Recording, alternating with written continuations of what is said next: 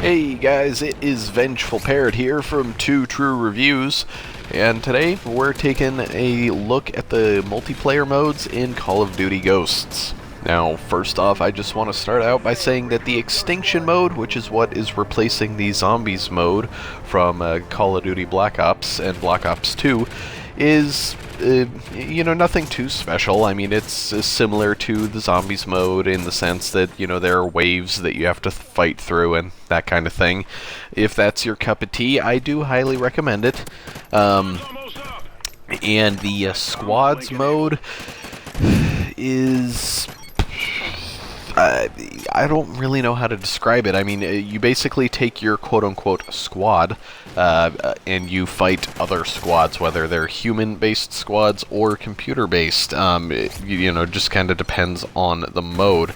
And I honestly feel like that particular mode of gameplay, the squads modes, are only in there to justify having, quote, squads. And what the squads are is you start off the multiplayer mode by creating a squad member, and you can create up to 6 or 8, I believe. Each separate squad member will have their own level and everything. So if you play through the multiplayer and you get up to level 51, and then you create a new squad member, they're back down at level 1 with nothing unlocked. So... And, I mean, you can still prestige and everything, so I don't really know why they even bothered making separate squad members and everything like that. It just seems kind of silly to me, but whatever.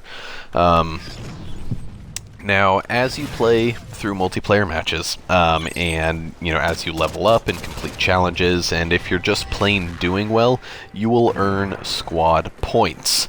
Now, those squad points can be used to unlock new weapons and perks and, weapon attachments, all that kind of stuff. And you basically have access to every gun and every weapon attachment from the beginning of the game, which on one hand is nice because there's no longer, like, a grind to unlock the best assault rifle or anything like that, and there's not too much of a case of like, oh, well, because I'm only level 5, I have the worst weapon in the game, and I'm fighting all these people that are like level 50 or something like that. That's not really the case anymore, but at the same time, because they did away with that, and it's now just based off of unlocks by purchasing squad points, there's not really a sense of accomplishment anymore as you play through the multiplayer, if you ask me. And some people may love the squad points system, some may not. I have mixed feelings about it. I feel like it could be fine-tuned a little bit more. Now, the multiplayer as a whole, like I said, is still very campy. People camp a lot, and if they're not camping, it's still a game that is very much based on Twitch response and internet speed. So, if the guy you're playing against has a faster internet connection, he may not even be done sprinting on your screen, but he's already shot you and you're dead. And, or you may already be around the corner on your screen, but when it shows you the kill cam, you're still well within his sights when he shoots you. It's kind of annoying, and honestly something that shouldn't be an issue at this point. Especially on the Xbox One, when they have access to free, dedicated servers. And quickscoping is still very much a thing, and I hate that. Quickscoping would never work in real life, and I know this is supposed to be an arcade-style shooter, but it's irritating nonetheless.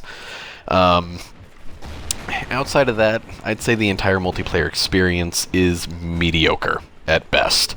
It's all close quarters combat. There's honestly no need for sniper rifles and marksman rifles. Even though they're in the game, there's no need for them. If you use them, you're just going to do poorly. I used an SMG for the vast majority of the time that I was playing, and I did fairly well, even against the people that were using assault rifles, because, like I said, a lot of the maps are still close quarters. Now, I will give a little bit more detail about this in tomorrow's video where I wrap up my review, but in the meantime, Vengeful Parrot, signing off.